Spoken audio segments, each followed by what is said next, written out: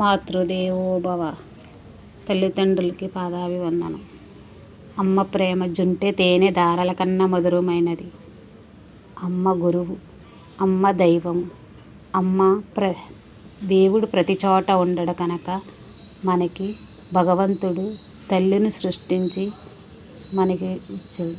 అంతటి మాతృభవని మనల్ని 9 నెలలు తన గర్భంలో మోసి మనల్ని లాలించి మనల్ని పాలించిన తల్లి.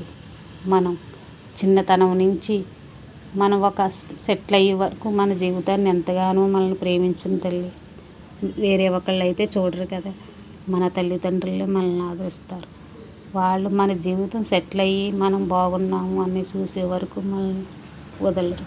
అలాంటి తల్లిదండ్రుల్ని మనం కూడా అలాగే చూడాలి. వాళ్ళ వృద్ధాప్యంలో మనం ఉన్నామని మన వాళ్ళకి ధైర్యంగా ఉండేటట్టు ఉండాలి.